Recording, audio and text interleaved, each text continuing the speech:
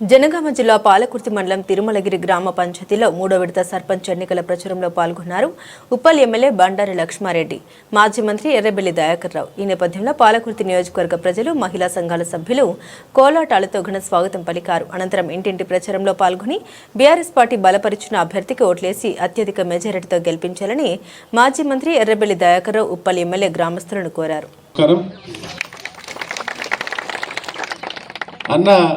Last 2 రోజుల కింద చెప్పి ఈ ఊరికి కంపల్సరీ రావాలంటే నేను తప్పకుండా వస్తానా, మన వాళ్ళందరూ కూడా ఉప్పలు చాలా మంది ఉన్నారు అన్నాడు. డెఫినెట్గా మీ అందరికి కూడా నేను లోకల్లో అక్కడ ఎక్కడైతే ఉన్నామో మీ వాళ్ళు ఎవరు ఉన్నా కూడా నా సాయం డెఫినెట్గా ఉంటుంది. మీ అందరికీ కూడా సపోర్ట్ చేస్తా. నేను ముఖ్యంగా ఇక్కడ బ్యాట్ ఎవరికైతే వచ్చిందో ఆ గుర్తు కోటేసి గెలిపించాలి. మీ అందరు కూడా ఎలక్షన్ల తర్వాత కూడా మీకు ఎవరికి ఏ పని ఉన్నా ఈ కాన్స్టిట్యూన్సీలో నేను అక్కడ ఉంటా, ఏ అవసరాలు ఉన్నా కూడా మీ ఎమ్మడి ఉండి పనిచేస్తా అని చెప్పి కోరుకుంటూ వీటిని తెచ్చినందుకు థ్యాంక్ యూ.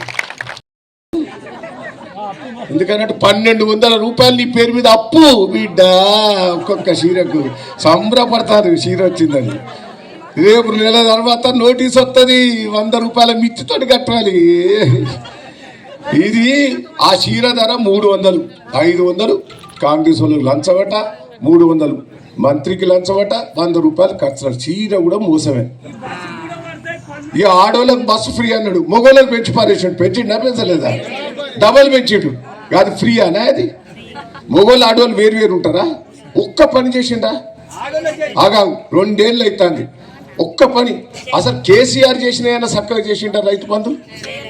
మరి ఎందుకేయాలి? ఆగా ఎందుకేయాలి? ఈ సర్పంచ్ని గెలిపేయండి.